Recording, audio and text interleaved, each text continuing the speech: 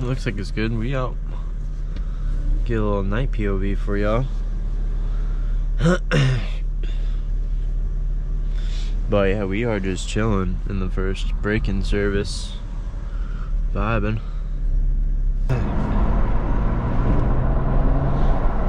It's funny, I finally understand shifting fully. I may not be the best at it, but I do finally understand it, which is nice. So I'm not bogging around anymore. And you know what it was, I was just more or less timid on my clutch and kind of worried about wearing it out, I guess you would say. But I've learned that holding in the clutch and letting everything synchronize together is actually best practice. So a little bit smoother on the shifts. So that's kind of where we're at with that. I do find myself still, oh sorry, I do find myself bogging sometimes still in accident. See a little bit right there, it's like a little jiggle. Man, I love manual. I love myself a manual car. This car is just so raw feeling. I do change my cars pretty quickly, but I was kind of determined to keep the car I had and not trade out of it and pay it off. And I knew there was nice BMWs out there, and you know, I'm sure there would have been something that would have fit me and this and that, but no BMW really stood out to me until I came across the M2 online, and I was like, what the heck is that thing?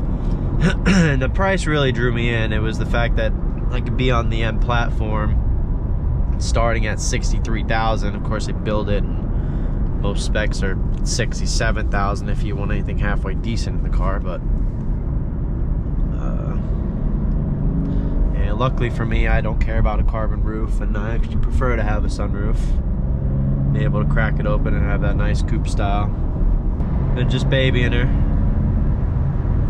keeping her under 4,000. I think I brought her over 4,000 on accident like 3 times now, just in the last couple of days, just barely. And I think I hit 5,000 on accident one time in first gear, just trying to pass. But I don't think it's gonna be a huge issue. But then I saw this car in person at the dealership, and I was like, wow, that's it. You know, holy crap. And it had a bunch of stickers on it, so I thought it looked good, but like, I don't know, I was like, wow, okay. that's probably maybe a future car for me. And then I saw it on the road, and I heard it, and I was like, oh wow, okay, that thing is impressive. And it just looked like nothing else on the road. I think it just has such a different look than anything else out there, even for BMW.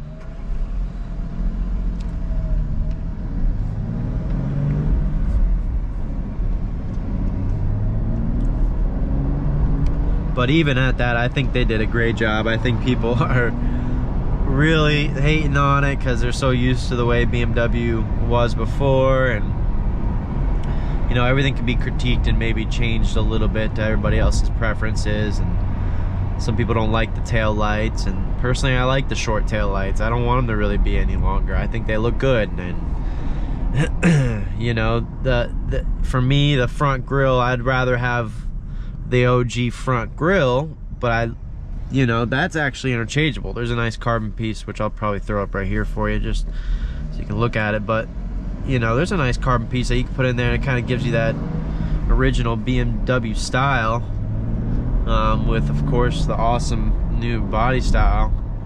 And the number one comment I kind of see about it, people say the car looks like it had an allergic reaction, but I don't think so at all. You know, I think I never personally owned an F87 M2, but I just think like the wide hips and the aggressive body line and the nice like flared up hood, like everything just kind of goes together really well, and you know, has a kind of boxy look to it, which I personally really like, and it's subtle. I think it's subtle. I don't think it's like over the top boxy.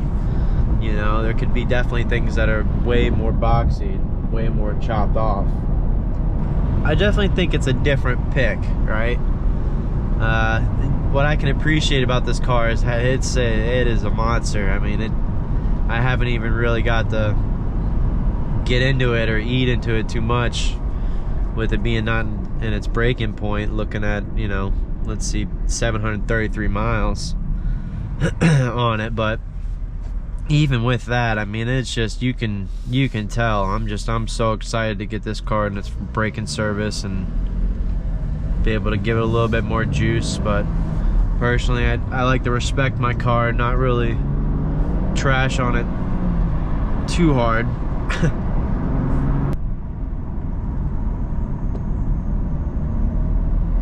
Nice little green light. That was pretty easy, thank you. Probably got a cop showing up here. Wouldn't doubt it. It's been a good amount today. I really need to get me a radar. That's coming up soon. Really want to get an exhaust. Thought about going with carbon fiber for a lot of my exterior trims. But decided against it, considering it's going to be about $1,000 a piece, easily, each carbon fiber part. And I think I would just rather go with something like the Maxton, which seems like a good quality company, and you know, just getting the gloss and it not being too expensive and easier to work with, and not having to worry about if it cracks or scratches or so. And then plus that saves me money to be able to put money into more genuine parts in the car. Like, I kind of thinking I want to upgrade the brakes or do something, because the brake dust on this car is pretty bad, I will say. I mean, that's gonna be any car, but these wheels are kind of hard to clean. I'm gonna need to get some special tools. I like to hand wash my own car. When I really love my car, I'll take care of it and clean it myself. But you know, I'm gonna have to get some crazy kind of brush and ceramic coat the wheels and take them off and try to do everything the right way. But man, the brake dust is serious. I'm almost thinking about just changing out my brakes, or yeah, I'm just gonna have to ceramic coat the wheels. That's what I'm thinking. Man, I hate the bumps here. Oh, there's the cappers. Getting them. No taillights, that's probably why. What a beautiful car. And so where I'm at, there is no turns, there is no windy roads, everything is flat, and you got a few indents in the road, but that's about it. For the most part, this town's pretty good with no potholes. They're all filled. But yeah, so not really too many fun places to drive. I was thinking maybe in the future I would take a trip up to North Carolina and just kind of get it around North Carolina.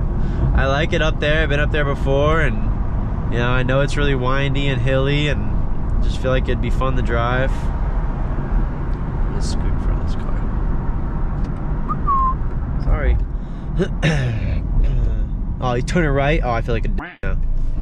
Ooh, almost stalled her. Damn, I feel like a d. I feel like you didn't have your blinker on forever, bro. I thought you were just chilling.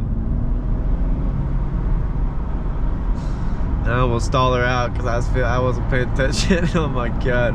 But no, I feel way more confident in driving the car and shifting it out of first without bogging, and you know, so all that's nice. I'm just trying to figure out how to go quicker and quicker each time, and I'm guessing once I get out of my braking service and if I really want to jump off the line, which I imagine I won't be doing very often, and I'll kind of just roll off the line normally, just subtle, and then kind of get it into gears. But I imagine, you know, I've owned a manual for about a year, and I was always weary on the first gear and never really just dropped the clutch and at it like that. But feel like I want to.